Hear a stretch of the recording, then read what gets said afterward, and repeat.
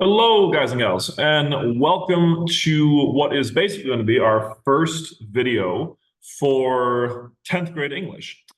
If you remember from the intro video for all of high school, or all of 9th, 10th, 11th, and 12th grade English, we are going to start this unit, or this course really, with a unit on short stories.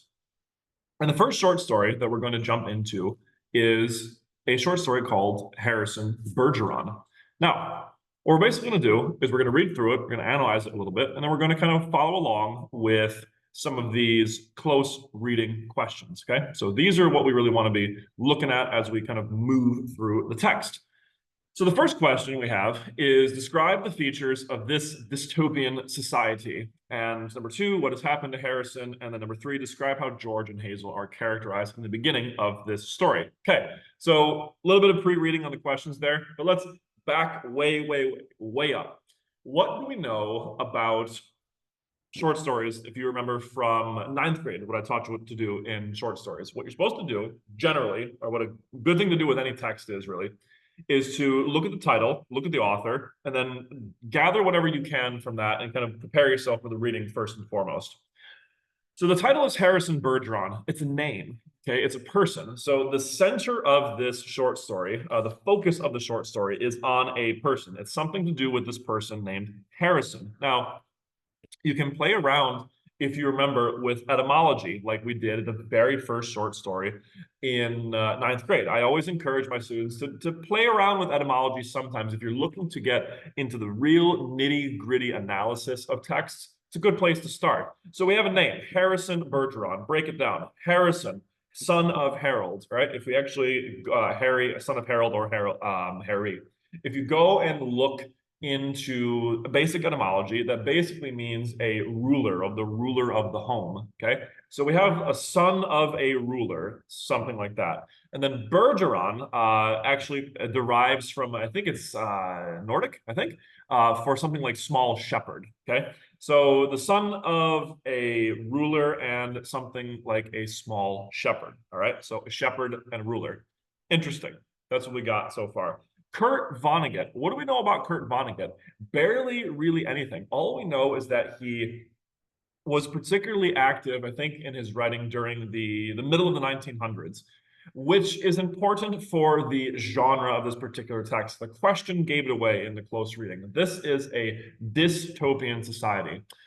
What does dystopian mean? Okay, dys, of course, meaning negative, utopia meaning technically utopia, right? It means like a society, right? Or a polis, right? And basically like a formation of some culture or some civilization. Now, utopia, of course, means perfect society, right? Good society. Dystopia, of course, is something where it has gone wrong, right? There is something negative there. Now, the dystopian genre emerges in the 1900s, kind of in response to obviously the massive technological advancements, but also the very deep interest or deep like cultural interest in progress and human progress, all the while as human society seems to be going in a very negative direction, right? So the 20th century, the 1900s, is a fascinating period of history because we see on one hand a lot of philosophical and cultural changes, but we also see a lot of terrible things happening at the same time, you know, in the form of World War I, the Great Depression, and World War II, and all the ensuing threats that existed afterwards, you know, namely the atomic bomb and the spread of communism. And this gave rise, guys and gals, to people kind of looking at these theories of progress and looking at the world seeming like it was going to be changing, hopefully for the better, and being pessimistic about it and saying, I don't know if things are going to be that great, or we're seeing a trend of the way that society is going and it doesn't seem that great. So the dystopian genre basically was where people would take one of those changes or one of those features and make some sort of warning in their predictions of how they think society was going to go. And they would do this by showing you kind of an imaginary futuristic society that was really, really messed up. And there was something very, very wrong with it. And it was meant to be kind of a warning of like, hey, be careful that we don't get here. Be careful of what we're doing now that could produce this society. So we need to read Harrison Bergeron and Kurt Vonnegut in this short story and understand that that's what he's doing. He's warning us about some feature that he sees in our society that he does not want to lead to something like this, or lead down any pathway that could be similar to this or worse, in other words. Okay, so let's jump right in. Okay, here we go. The year was 2081, and everyone was finally equal. They weren't only equal before God and the law, they were equal every which way. Nobody was smarter than anybody else. Nobody was better looking than anybody else. Nobody was stronger or quicker than anybody else. All this equality was due to the 211th, the 212th, and the 213th amendments to the Constitution, and to the unceasing vigilance of agents of the United States Handicapper General. So that's the first paragraph we got here. Obviously, we're in the future. And the main feature of this dystopian society is that everyone is equal. There's something about this term, or this idea of equality, that Vonnegut is putting in his dystopian world. Nobody is smart. Nobody is just kind of equal before God and the law, right? Which is kind of the fundamentals of the American, the philosophy behind the American Constitution and the Constitution itself. It's saying, no, we're equal in every single way. Well, what do you mean by that? We're equal in intelligence, we're equal in looks, we're equal, as we're going to see, in physical abilities, right? Every single way that we could possibly be equal, we are now equal. Interesting. Let's look at the second paragraph. Some things about living still weren't quite right, though.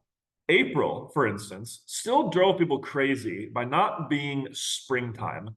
And it was in that clammy month that the HG men took George and Hazel's son. I'm sorry, George and Hazel's, Bergeron's 14-year-old son, Harrison, away. Okay, so in this society, in this dystopian society, Vonnegut is saying that there's something wrong with everyone's notion of equality, that something is wrong with our understanding of what the term equal means. And this is always fun for me as a teacher of high school in America to throw at my students to see how they think about this, what they feel about this. Because I'll ask them, are we all equal? Should we all be equal? And of course, the immediate inclination, out of our egalitarian sort of, ideas is to say, yeah, of course, that's good. But we're not making proper distinctions here. We're not making proper kind of depth of thought in saying that.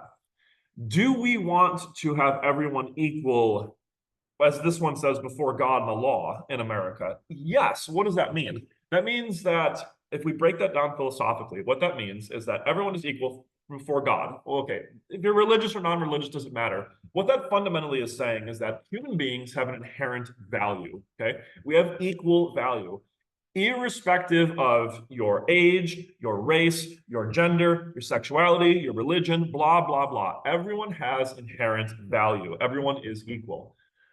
If you want to get really deep into that, that of course comes mostly from the Judeo-Christian worldview, which says that all human beings are loved by God, are made in the image of God, right? So we all have this fundamental value to us that is equal, right? I am not more valuable in my value than the murderer in Sing Sing prison. And I am not more valuable than your 8-year-old daughter or something like this. We all have this universal value. Now, the American Constitution and the way we enact that in the law is different, of course, right? We'll say, for example, that, well, you give up your certain rights if you try to take away other people's rights. Like if I try to murder somebody, I'm inhibiting their rights and their values. So I've kind of damaged mine, or I'm kind of putting mine in jeopardy and all this kind of stuff.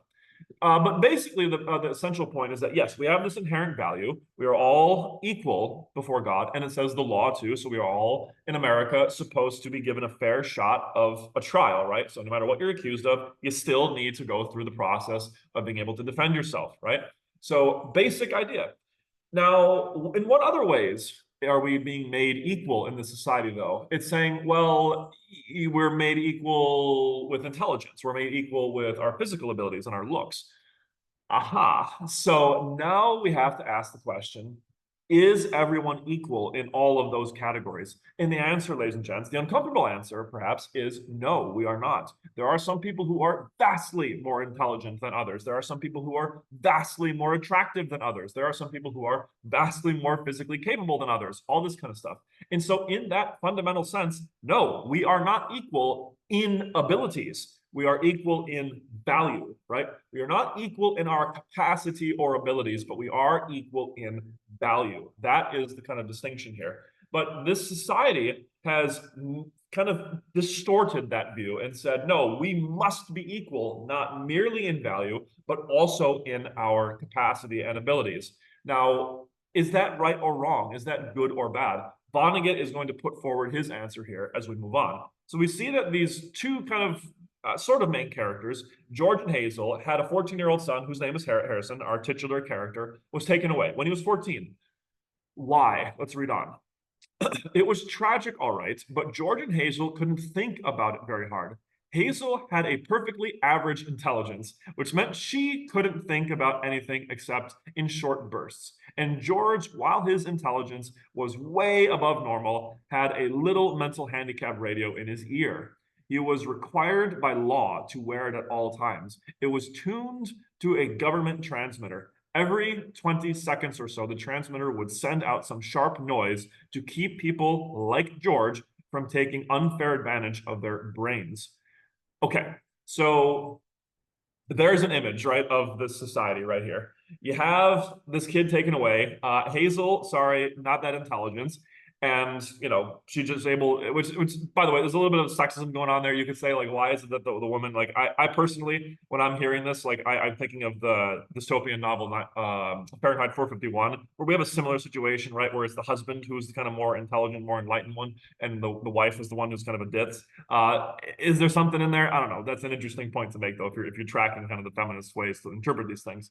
Nevertheless, her husband is the one with the mental handicap radio on. So because his intelligence is so much above hers, he has to wear something that's basically going to shoot sharp noises into his ear, keeping him from thinking, right?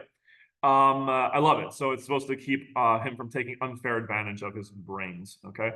Now, this is interesting because what we have here now is that we are elevating everyone, right? We are trying to elevate people like Hazel. We're trying to make her feel better, in other words. We're trying to make people who are not as smart or physically capable as George feel better. But are we actually? Are we actually making Hazel better? We're not. We are just suppressing George, right? So in that effort to kind of make people equal, you're not actually lifting Hazel up to George's standards. You're kind of pushing him down. So that's the kind of grotesque way that the society works. It suppresses people, it oppresses people so that they cannot be their full, true selves, right? And then we have to, of course, ask ourselves, guys, is that fair? Is that good? That's the conflict that he's putting to us here. Okay, so they're watching TV, and it continues on here. There were tears on Hazel's eyes. Okay, now why? Why? Let's see. There were tears on Hazel's cheeks, but she'd forgotten for the moment what they were about. On the television screen were ballerinas. A buzzer sounded in George's head. His thoughts fled in panic, like bandits from a burglar alarm. That was a real pretty dance. That dance they just did, said Hazel. Huh? Says George. That dance, it was nice, said Hazel. Yep, said George. He tried to think a little about the ballerinas. They weren't really very good. No better than anyone else would have been. Anyway, they were burdened with sash weights and bags of birdshot. Interesting. Why? And also their faces, by the way. Their faces were masked so that no one seeing a free and graceful gesture or a pretty face would feel like something the cat dragged in. George was toying with a vague notion that maybe dancers shouldn't be handicapped, but he didn't get very far with it before another noise in his ear radio scattered his thoughts. George winced. So did 2 out of the 8 ballerinas. Hazel saw him wince. Having no mental handicap herself, she had to ask George what the latest sound had been. Okay, so what's going on here? They're watching a ballet. guys and gals, ballet is an incredibly difficult sport, right? It is a performative sport. It's incredibly difficult. It takes a lot of practice and a lot of precision, physical precision. And what are we seeing done here to the ballerinas? We're saying that they need to wear handicaps so that their performance, their athletic performance, is no better or worse than anyone else's. Now, I encourage you, like, imagine that. Imagine yourself, like, if you're not a good dancer, right? Trying to dance ballet. It's going to be embarrassing, right? It's going to be not very good. Now, that's what everyone is forced to do.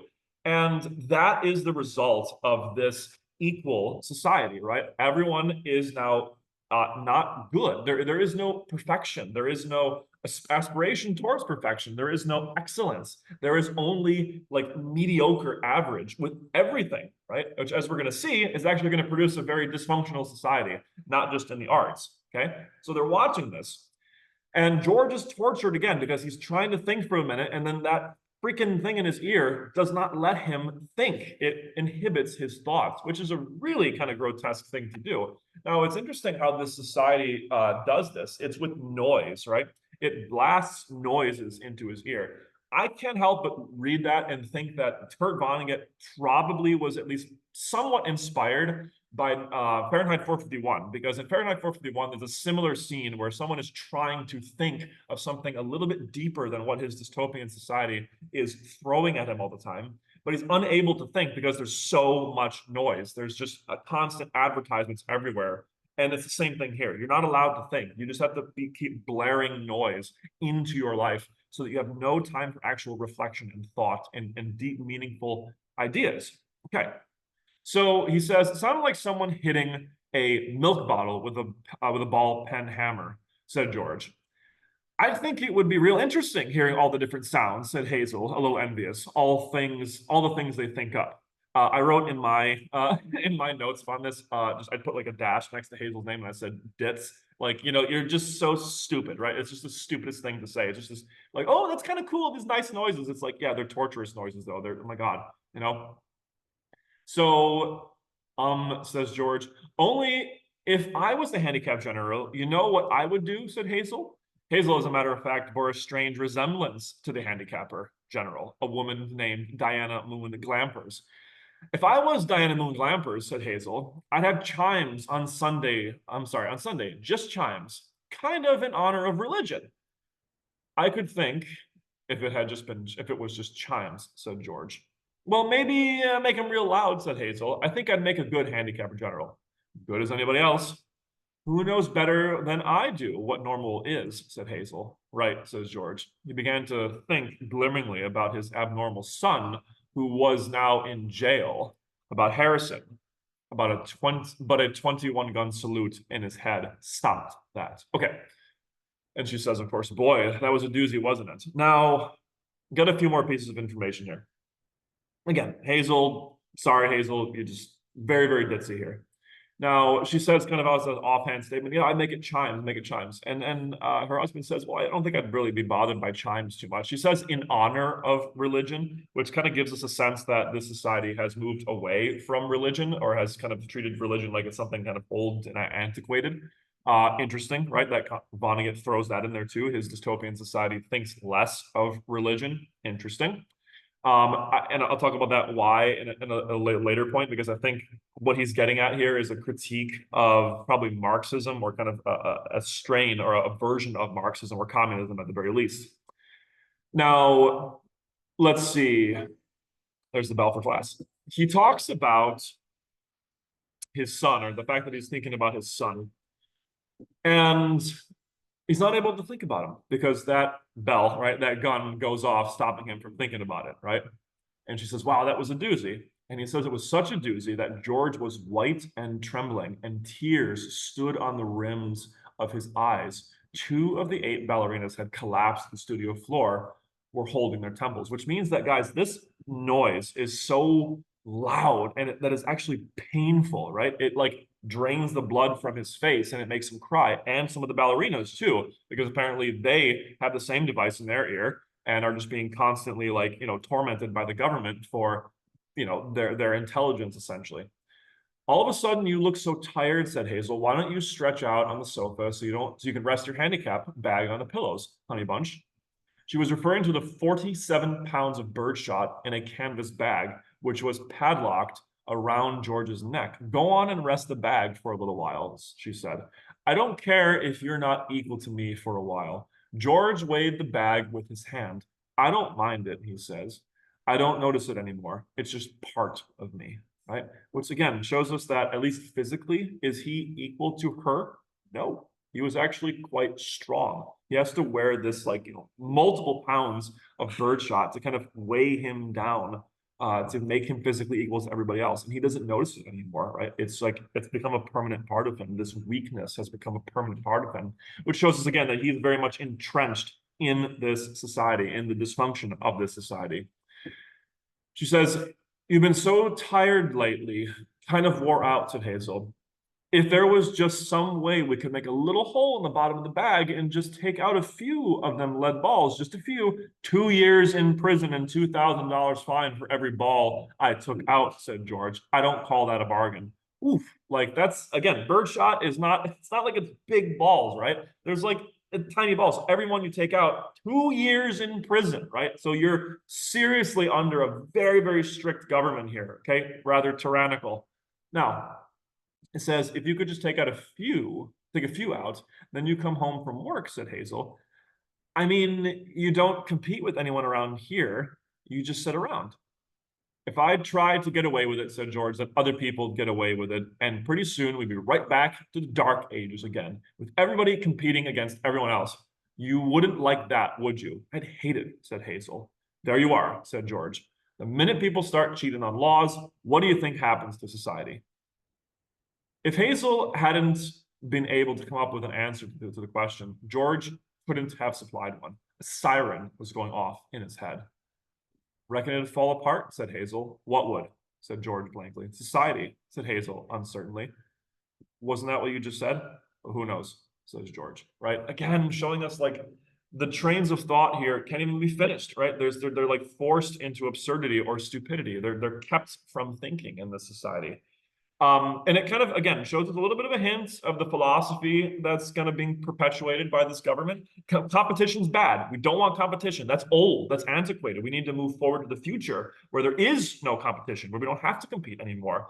Again, like that's very, very much from some of the sentiments that you would hear in communist writings, right? At least somewhat Marxist or Leninist writings that we would hear that I'm sure Vonnegut, I think, is kind of poking at when he was writing this, right? The television program was suddenly interrupted for a news bulletin.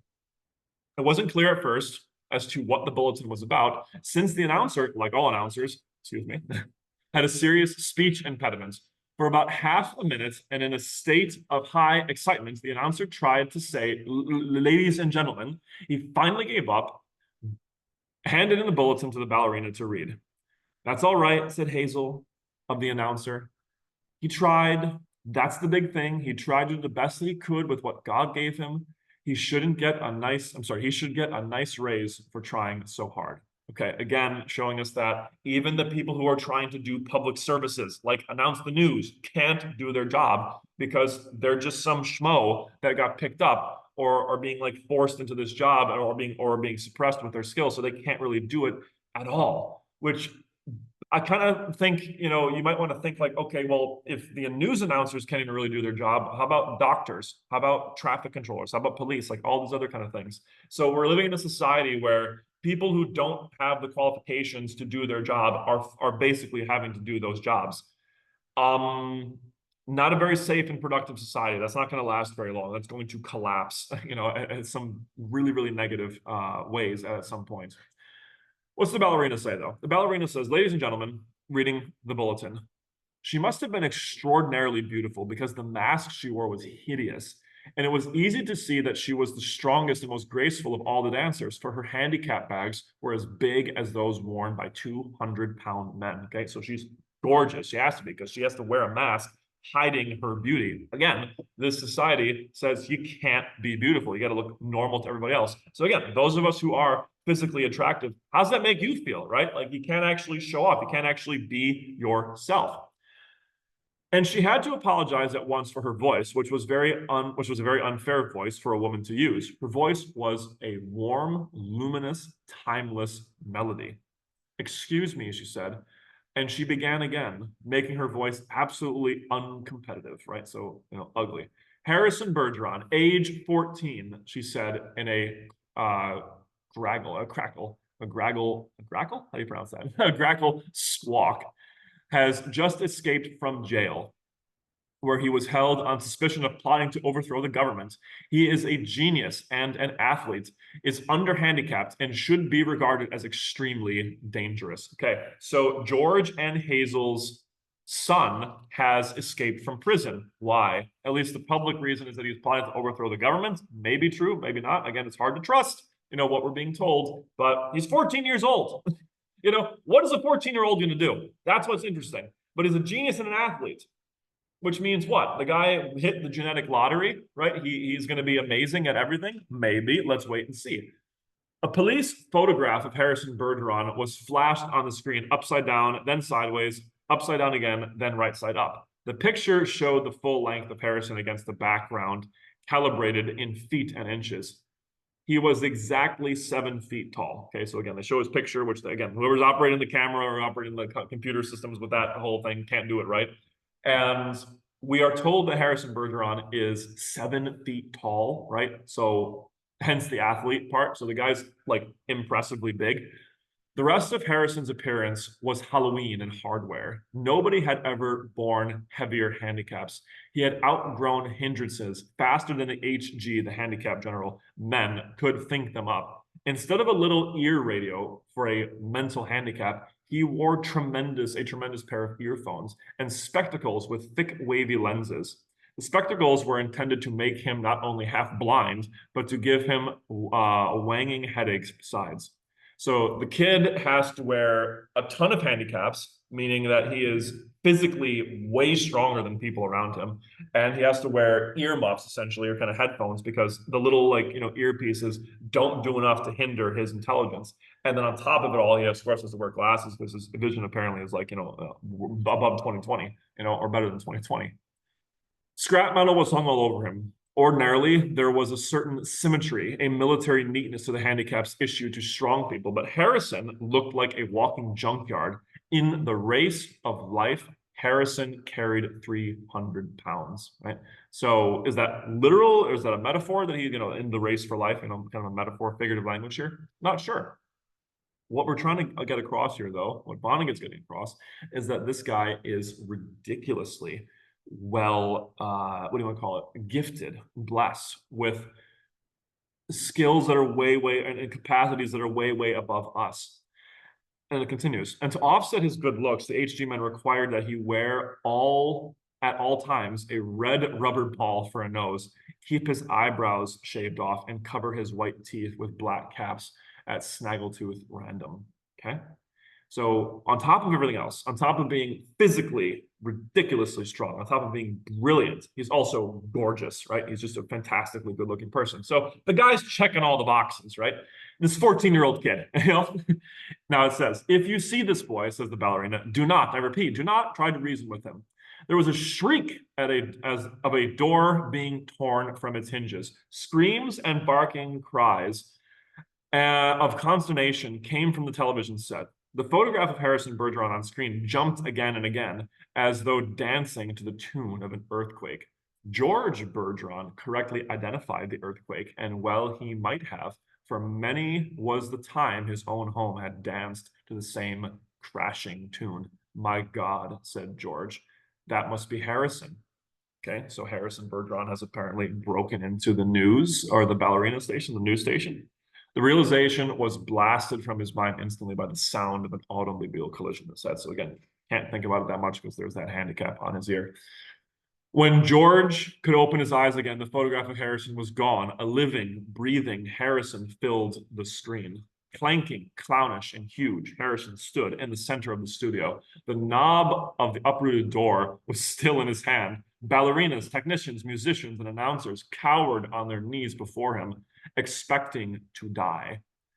Okay, so the kid breaks into the news station. Here he is. What's he going to do? He speaks. "I am the emperor," cried Harrison. "Do you hear me? I am the emperor. Everybody must do what I say at once." He stamped his foot on and the studio shook. "Even as I stand here," he bellowed, "crippled, hobbled, sickened, I am a greater ruler than any man who ever lived. Now watch me become what I can become." Harrison tore the straps of his handicap harness like wet tissue paper. He tore the straps guaranteed to support 5,000 pounds. Harrison's scrap iron handicaps crashed to the floor. Harrison thrust his thumbs under the bar of the padlock that secured his head harness. The bar snapped like celery. Harrison smashed his headphones and spectacles against the wall. He flung away the rubber ball nose, revealed a man that could have awed Thor, the god of thunder. "I shall now select my empress," he said, looking down at the cowering people. "Let the first woman who dares rise to her feet, claim her mate and her throne." Okay, so pause. So the kid comes up and says, "I am the emperor." He gives this kind of imperial announcement of who he is, right? What is going on here? There's really kind of two interpretations of Harrison here, I think. One is that he is being tyrannical, right? Like he's meant to kind of show the complete other opposite end of the spectrum, right? If we want to make everybody really, really equal, there's another end of the spectrum that's negative, which means that we're going to have like kind of a really, really hardcore hierarchy where we're all subjugated under somebody. Maybe that's what's going on. There's another interpretation. I think it's probably more valid, probably more what Vonnegut's going for, which is that he is a symbol. Harrison Bergeron is a symbol of the maximizing of human potential, right? Of like when he says, "Look at me become what all I can become." And if it's like, and I love the emperor language because it's meant to kind of make us uncomfortable, right? Because we're living in an age where there are no emperors, there are no, dictators, per se. There's, an egalitarian society, kind of a democratic Republican society. There's no, singular rulers and monarchs anymore. What I think Vonnegut is showing with Harrison is the archetype of a ruler, of like, if there were someone who we would want to follow, who we would want to lead us, it would be someone like Harrison Bergeron, at least because of the way he looks, because of his capacity, right? It's like he is a symbol, guys and gals, of the potential of human excellence, of how amazing you can really be. That's, I think, what's going on. And I don't think he's really trying to be ultra tyrannical here because of how he treats those around him, actually. So what does he say? He says, "I want to select my empress," right? "I want a wife. I want someone to be with me." And notice what he says. Again, a tyrant would say, "You, girl, you're going to be mine." But he doesn't say that. He says, "Whoever wants to come forth," right? And so what happens? Let's read. "A moment passed, and then a ballerina arose, swaying like a willow. Harrison plucked the metal handicap from her ear, snapped off her physical handicaps with marvelous delicacy. Last of all, he removed her mask. She was blindingly beautiful." Okay? "Now," said Harrison, taking her hand, "shall we show the people the meaning of the word dance?" "Music," he commanded. So he says, "We're going to dance now." Okay, me and you. Again, I think that's kind of nice symbolism of male and female harmony, the excellence of humankind, right? It's showing humans, male and female, as complements to each other, as this beautiful couple really are going to be exemplars of the human race. Kind of almost like an echo of Adam and Eve if they never fell, something like that. And he commands music. The musicians scrambled back into their chairs, and Harrison stripped them of their handicaps too. "Play your best," he told them, "and I'll make you barons and dukes and earls." The music began. It was normal at first, cheap, silly, false. But Harrison snatched two musicians from their seats, waved them like batons as he sang the music as he wanted it played. He slammed them back into their chairs. Music began again and was much improved. Harrison and his empress merely listened to the music for a while, listening gravely, as though synchronizing their heartbeats with it. Okay, so notice what Harrison's doing. He's not, again, being tyrannical. What's, I think, being symbolized here is that it's showing how his excellence is bringing out the excellence of the girl he wants to be with, and also is bringing out the excellence of those around us. He says, I'll make you barons and dukes. I'll elevate you. This is kind of, I think, showing a contrast to what the society wanted to do with suppressing people's greatness to make everyone equal. I think this is a total shift of values here. It's saying, no, allow human excellence and encourage people to do what with excellence around them, to make it inspire you, to make it kind of lift you up as well. Yeah, we see this all the time. This is a proper way to kind of have a relationship, guys, by the way, with people who are better than us. They should inspire you to be better, not instill envy and incredible insecurity and make you kind of envious and resentful of them, so where you want to take them down and bring them to your level. No, it should encourage you to admire them and then improve yourself as well in your own way, shape, or form, okay? So they dance. He places a big hand on her tiny waist, letting her sense the weightlessness that would soon be hers. And then, in an explosion of joy and grace, into the air they sprang. Not only were the laws of land abandoned, but the law of gravity and the law of motion as well. They reeled, whirled, swiveled, flounced, capered, and gambled and spun. They leapt like deer on the moon. The studio ceiling was 30 feet high, but each leap brought the dancers nearer to it.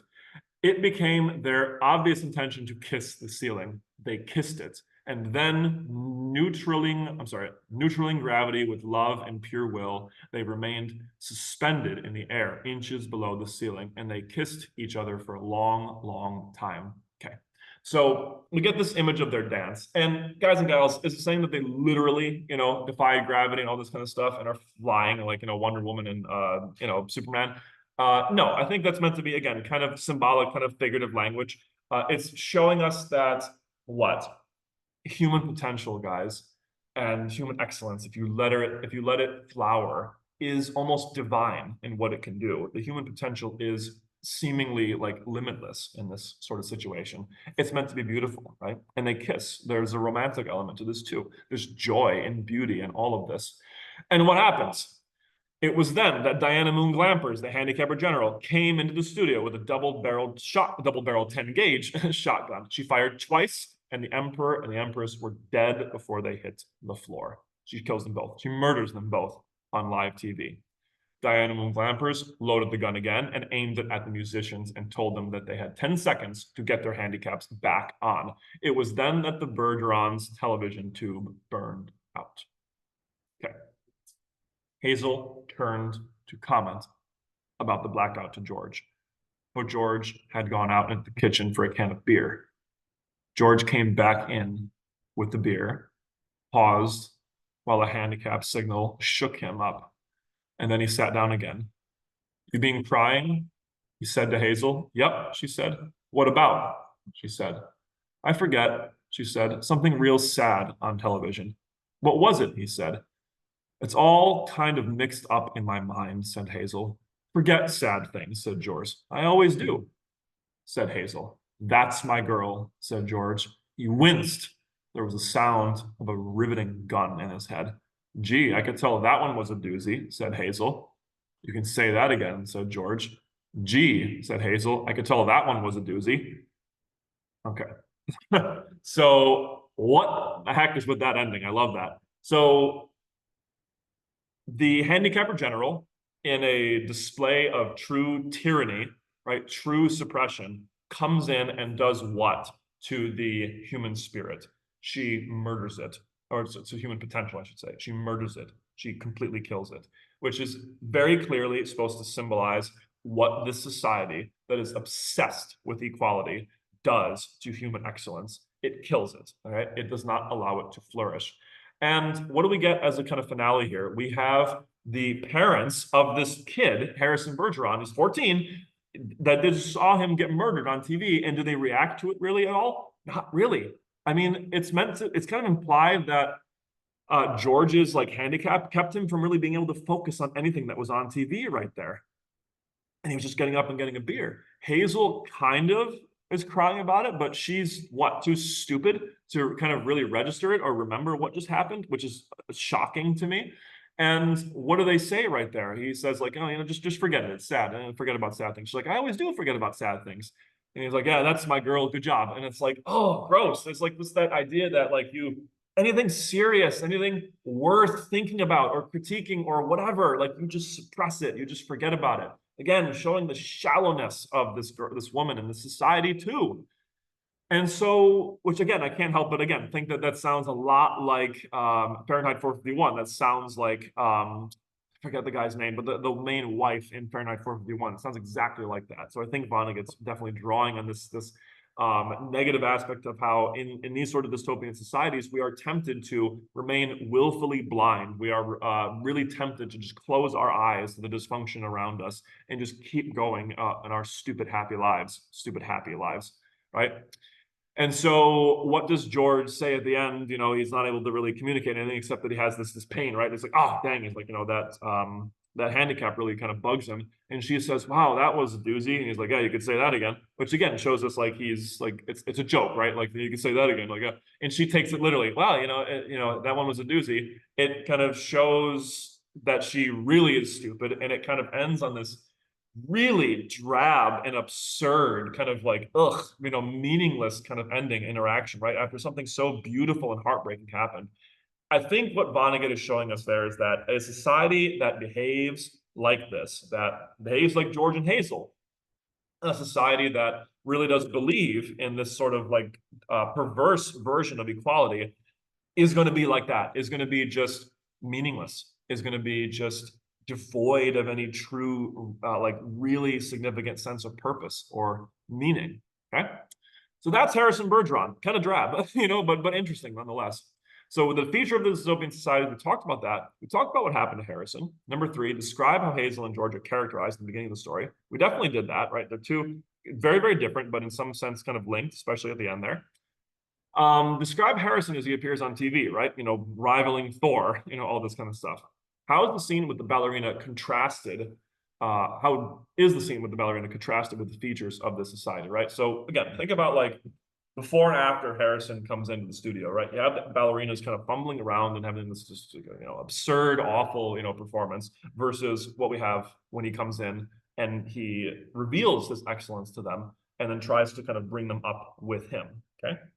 What happens to Harrison? Why? Of course, he is murdered. Why? Because this society cannot allow anyone to be more capable, more intelligent, more attractive, better than anyone at all. It is so emphatically against what they believe. So we see actually idealism, right? This kind of fanatic idealism. This like, what do you want to call it? Yeah, fanatic is the right word. This radical obsession with their ideology on display here, in an almost kind of Nazi-ish way, right? Which again, Vonnegut would have seen. He would have seen the incredible like violence and tyranny of the Nazis. He also would have seen the violence and tyranny of communism, which Marxist communism does espouse some ideas that are at least similar to what we see here. I think that's what he's kind of getting at, is he's warning us about governments that could be very, very tyrannical about the idea of equality too. They can be tyrannical about any idea. So it's a good lesson, by the way. We're going to kind of see this, especially, I think you should remember this at least from 9th grade if you read Animal Farm. We have a sort of struggle in our culture sometimes with understanding the extremes of both ends of the political spectrum, because we see the 20th century and we think, okay, well, Nazism was the major villain of the 20th century, right? We think that this tyranny of thinking that it was the excellence of society and suppressing everybody below them and enforcing that violently, you know, murderously, that's the main kind of villain. When, you know, there was another extreme that actually killed significantly more people, that murdered significantly more people, which of course was communism. Communism said not that we are the supreme, you know, race, we're going to murder all the other races. They said our ideas of equality are the truly supreme ideas, and that anyone who doesn't abide by these beliefs is going to die, which they did. They killed, you know, over 100 million people, far more than Hitler ever did. I think that's kind of what Kurt Vonnegut is at least kind of afraid of, or at least demonstrating here, is this society where equality and these very liberal ideas has gone dramatically wrong. Okay, has become dramatically distorted and dysfunctional. Okay, so finally here, what does the concluding reaction of George and Hazel seem to imply?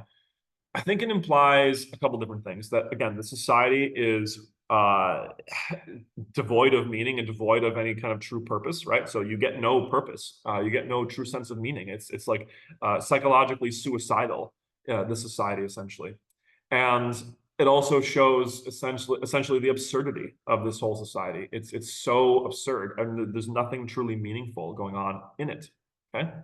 Number 8, what are some of the themes that Vonnegut seems to be conveying through this short story? That I will leave to you based on our discussion here, okay? So it's a really interesting kind of ideological and political thing to kind of start with. We will see something similar, something kind of at least touching on the same dysfunctions of the 20th century when we get to Lord of the Flies. So keep that in mind, all right? So that's, what do you want to call it? That's Harrison Bergeron. The next short story we're going to do is, I believe, what is it? Not Mask of the Red Death. Yeah, the Mask of the Red Death, actually. That's what it is. All right. So we're going to do Edgar Allan Poe's The Mask of the Red Death next. And I look forward to doing that with you very soon. In the meantime, have a fantastic day.